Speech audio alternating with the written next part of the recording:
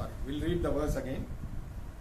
Naivattasya kritanarthaha akrite neha kaschana nachasya sarva bhuteshu kaschid adarthavya pashrayah. So for a person who understands himself, who revels in himself, there is nothing to do. He can either choose to do anything or choose not to do anything also, because he is not dependent on any external factors for his happiness. Because once you understand you are the very source of happiness, there is nothing to do actually. So you don't, once you have found what you need, then you don't have to go and search for it again, because the source itself is you. So why should you look for something outside? So once you are firmly convinced that you are the very source of happiness, then you can just be in this world, you do whatever you want to do without actually looking for something in the external world, because you know you are definitely not going to get anything extra out of the external world. So this is what Krishna conveyed in the 18th verse. Now let us read the 19th verse. Tasmad saktaha satatam karyam karma samachara asakto hyancharan karma parmapnoti purushaha.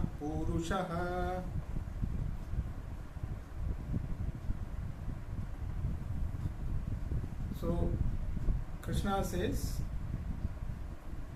continue to do your action without any attachment to the action. That means follow karma yoga.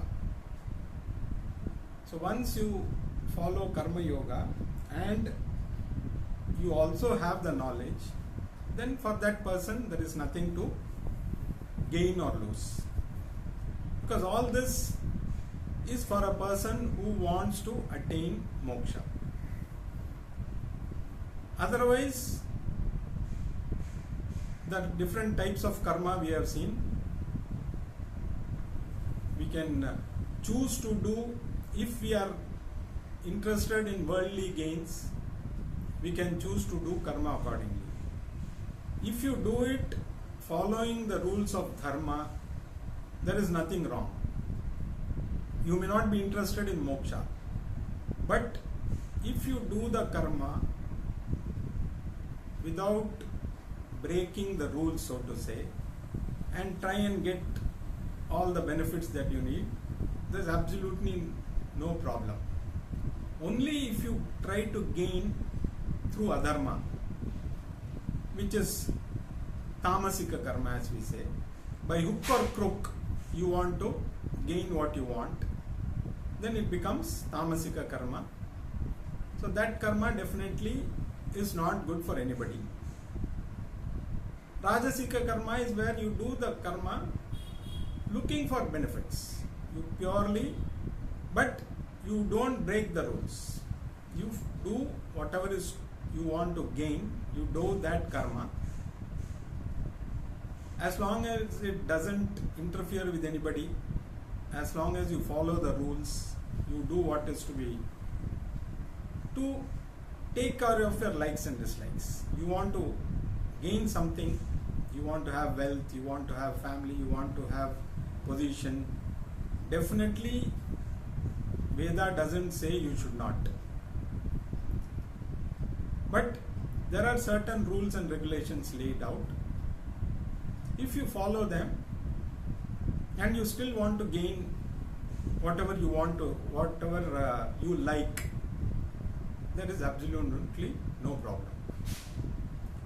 But once you think that moksha is your goal, then the same karma which you are doing to take care of your likes and dislikes should be done where you are not attached to the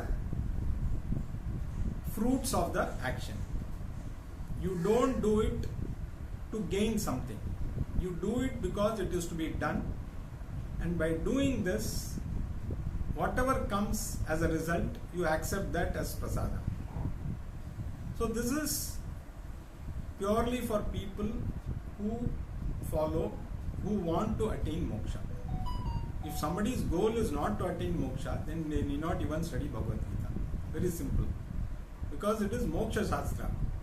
You can go to the ritual part of Veda. Like Veda has got two parts, as you know, the Karma Kanda and the Jnana Kanda. Karma Kanda, there are enough rituals, everything for you to gain whatever you want in life. So you can be a Karma Kandi, you can do all the karmas to gain whatever you want in life. And you will get it, because if you do it sincerely, as per the ways and means prescribed in the Vedas, definitely you will achieve whatever you want. And if you are satisfied with that, you live this life enjoying all the benefits. Good. Based on your punya and papam, whatever you have accrued this janma, you are going to get a next janma. Again, the same story will continue. Now when you think, okay, should I continue this or should I look for something? In fact, there is a story in Ramayana. So when Rama was supposed to become the king, he was supposed to be, that Pattabhishekam was supposed to be done. So I believe once everything was announced, the day before, he just locked himself in a room and he refused to see anybody. So everybody was worried. Dasharatha was very much worried because all preparations were being made and Rama was looking very despondent. He was not very, he didn't seem happy. So then he talked to the Dasharatha, told this to sage Vasishtha, who was their guru. So Vasishtha said, don't worry, I will go and talk to him.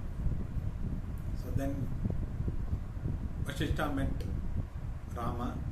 Rama looked very, depressed, and so Vasishtha asked him, what is the problem? Why suddenly you are looking so, are you not happy that you are going to be appointed as the king tomorrow? So Rama said, see, before me there were a lot of kings. My father is the king. Before him his father was the king. So there were a lot of kings. And after me also there will be a lot of kings. So I am just only one in the line. Is that the purpose of life? Just to be one among the... So it's a continuous process. So what is special about it? I am just I am going to replace my father, and then later my son or my next generation will replace me. So this is what is happening everywhere. So is this the purpose of life? Are we born to just fulfill this? Like all of us can reflect.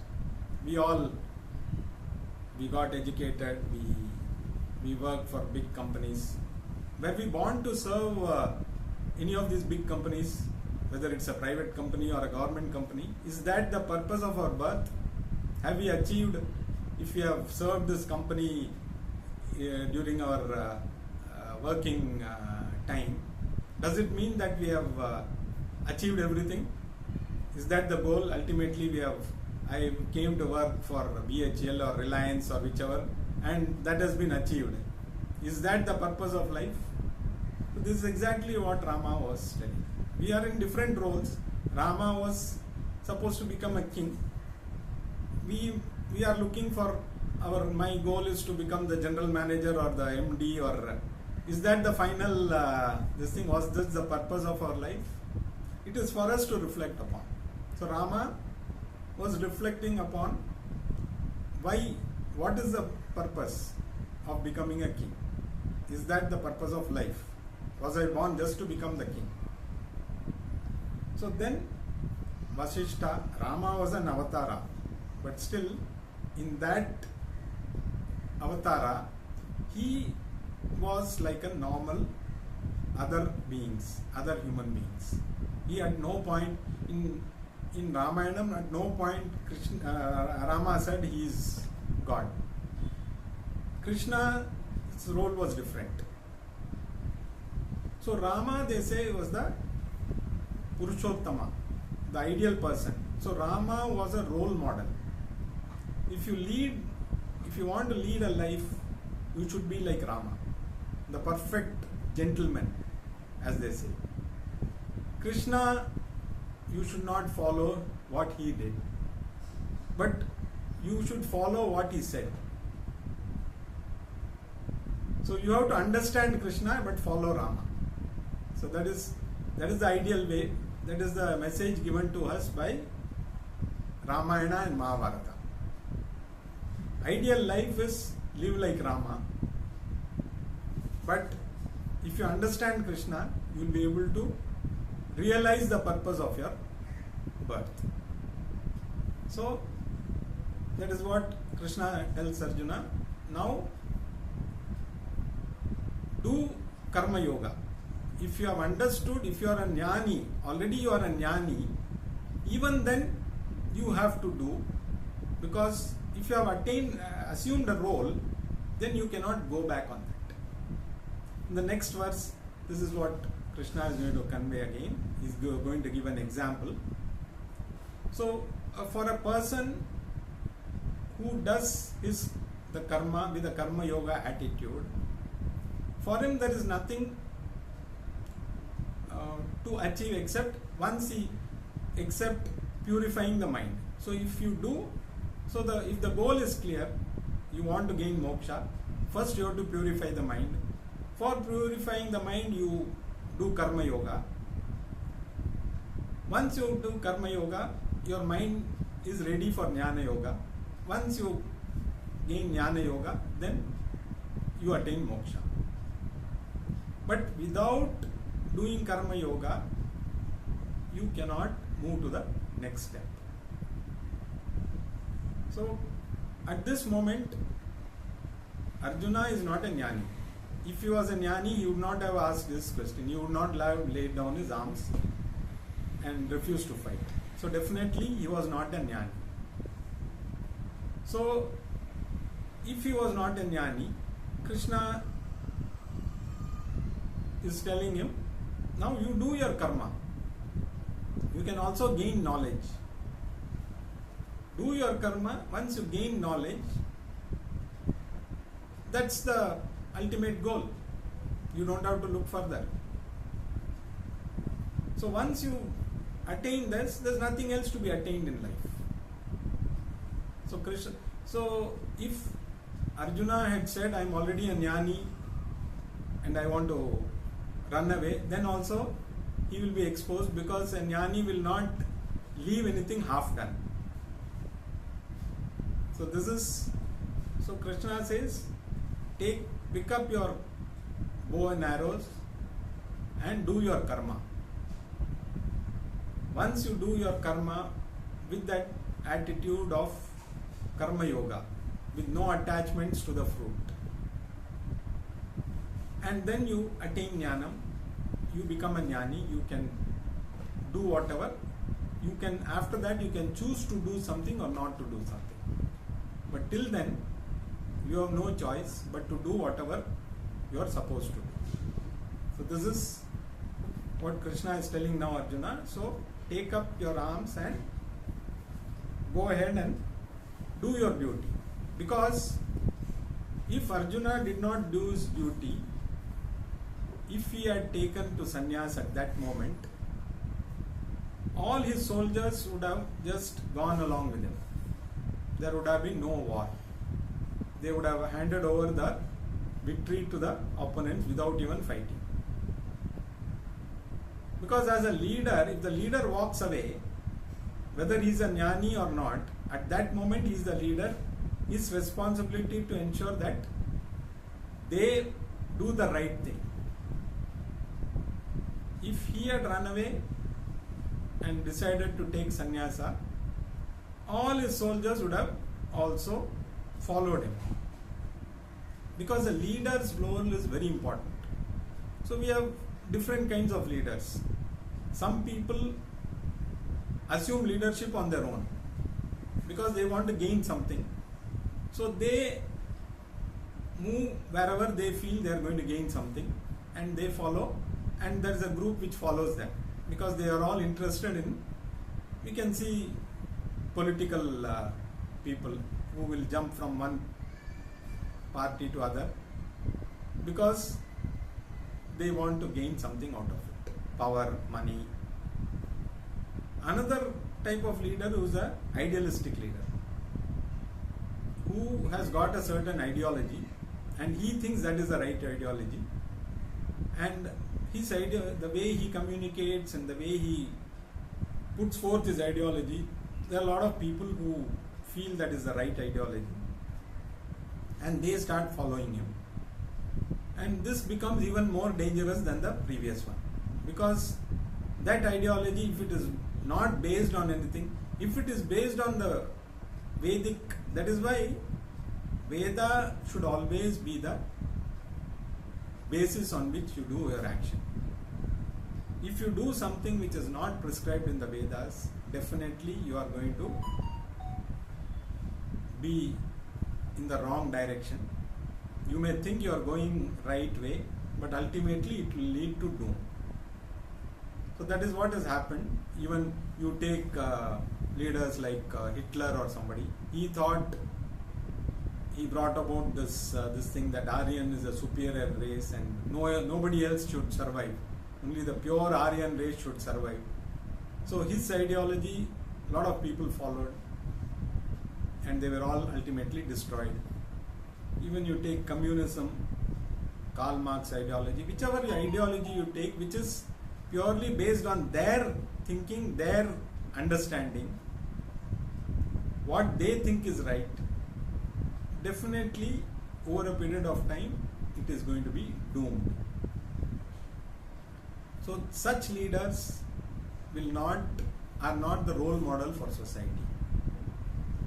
Role model is the one whom people should follow, because he is the ideal. Like Rama is a role model. You should live like Rama. Practically, if it is possible or not, that is up to us. But Rama has laid down the condition, or he lived a life. It is not that he said you should do like this.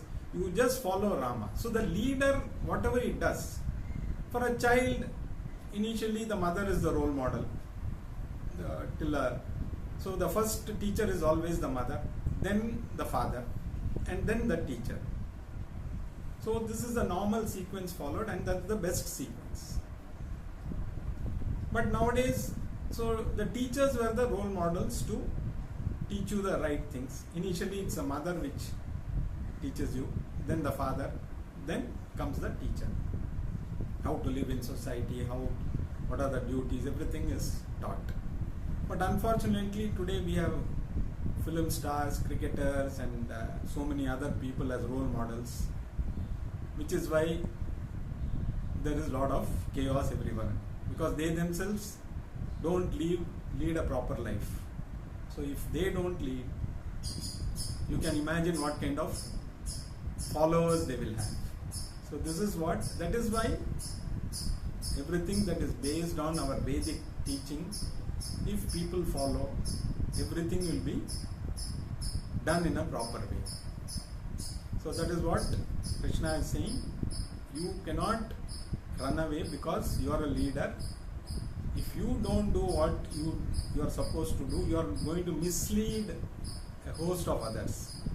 So it's your responsibility to ensure that others are not misled. You don't set a wrong example. Now let us read the 20th verse. Karmanneva hi samsiddhim astita chanakadayah lokas sangrahamevapi sampasyatyam kartumarhasi. Here Krishna is giving an example of Raja Janaka, whose example is, there are others also in Upanishads also, there are other similar kings who have been, there is another king called Ajatashatru, there is another, there are other examples also given, but Janaka is very well known because in Ramayana we see him as Rama's father-in-law. So he was supposed to be a jnani. So now Arjuna cannot tell that only if somebody is a sannyasi he can gain jnana.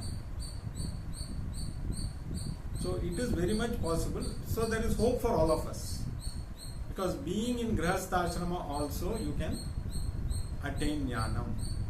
So you continue to do your duty. So Janaka was a king and he was also a jnani. So now there could be a confusion. So once you are a jnani, you have a choice to do or not to do something. So Janaka would have said, okay, now I am a jnani, I will leave these duties of the king and go away and stay somewhere in the forest or something like that.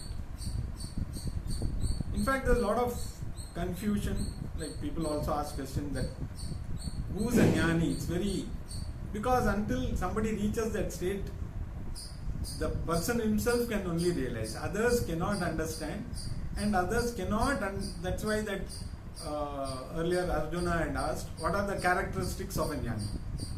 So how does he sit, how does he move? By looking at that person can we say the way he sits, the way he talks, or the way he does any action, the way he walks, is there an indication that he is a jnani? So there will be a lot of confusion. So jnanam is something which you can only know whether you are a jnani. You cannot say whether others are jnani or not. So that is why we should first know what is moksha. In fact, once one Western journalist interviewed Swami Dayananda Saraswati.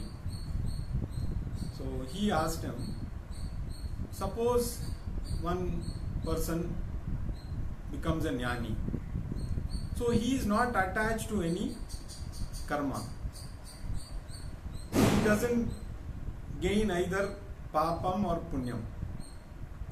Such a person, if he goes and murders or rapes or something like that, then he is not gaining any punyam and papam. So Swami Dayananda just laughed. So he said, if you become a jnani, there is no chance that you will do any of these things, because otherwise you will not be a jnani. And once you attain that jnanam state, it cannot be reversed. So till you attain jnanam, maybe there is a chance you may go back to some other this thing. But once you are a real jnani, there is no chance to reverse. You are a jnani, that's all. So it is impossible for a jnani to do anything of that nature. So this jnani, the state of mind of a jnani cannot be understood by anybody else unless you become a jnani yourself. So that is why Krishna gives the example of Janaka, so that Arjuna understands that Arjuna is a grahastha.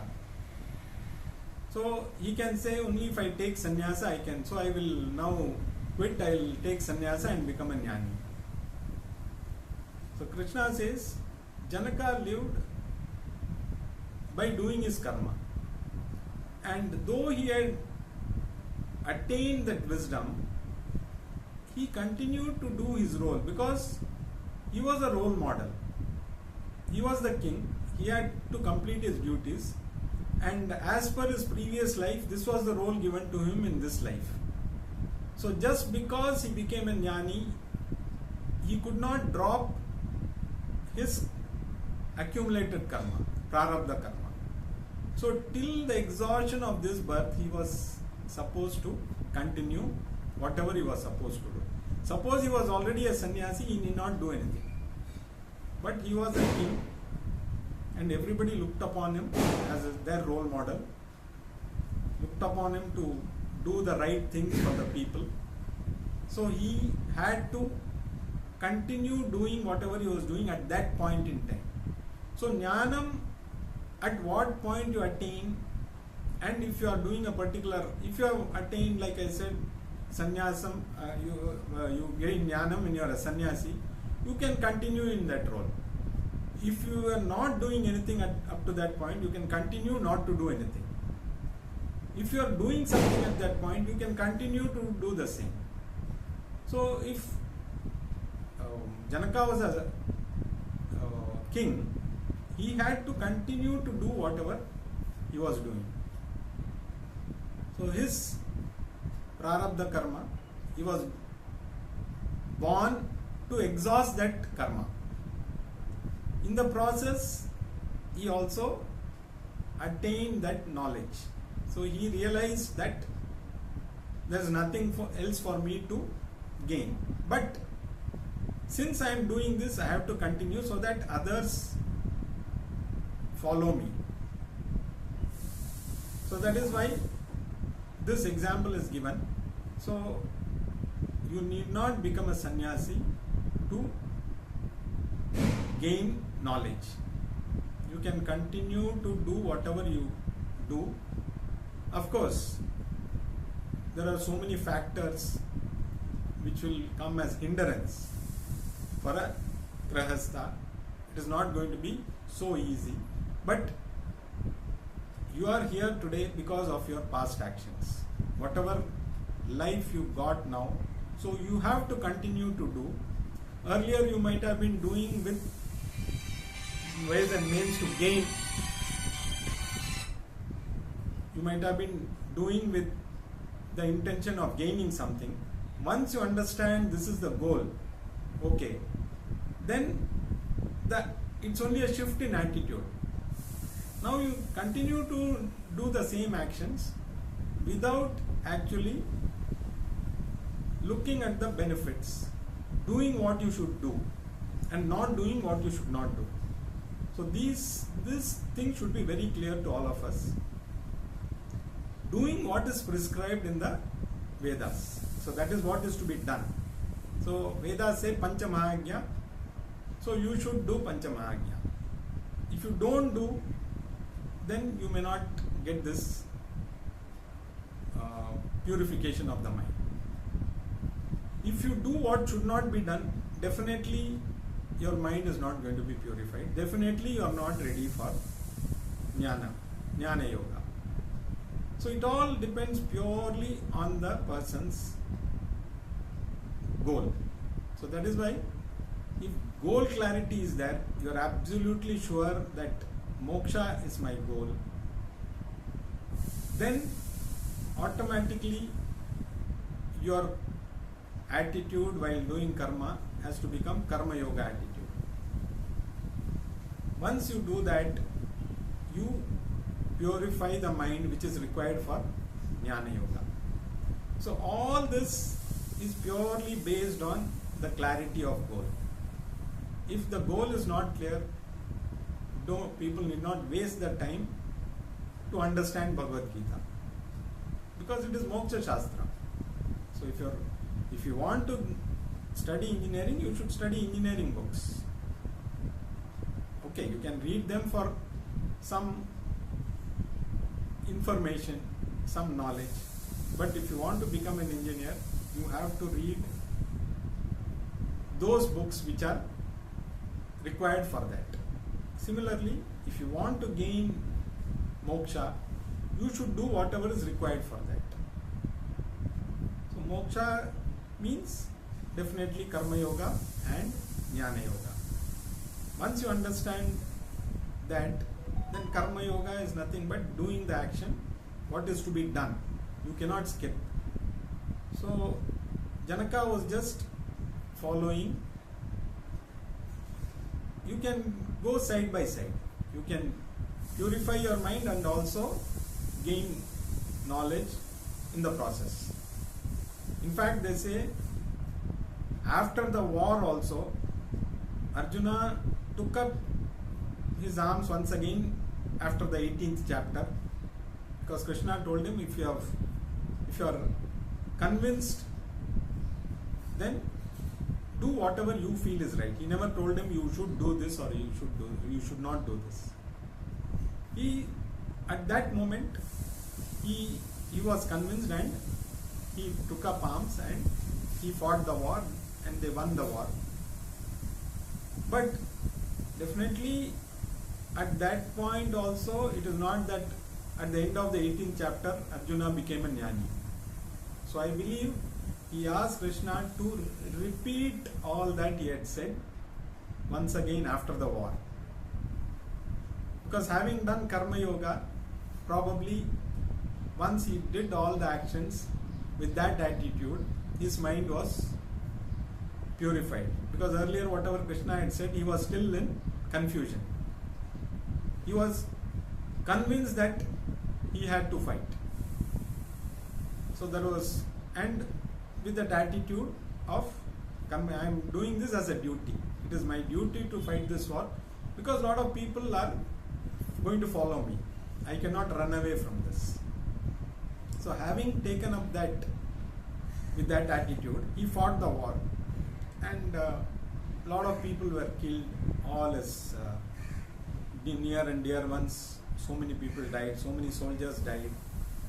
But at the end of it, they won the war, but Arjuna's mind was still not, that jnanam was still not there in his mind. So again he asked, it seems, he asked Krishna to repeat.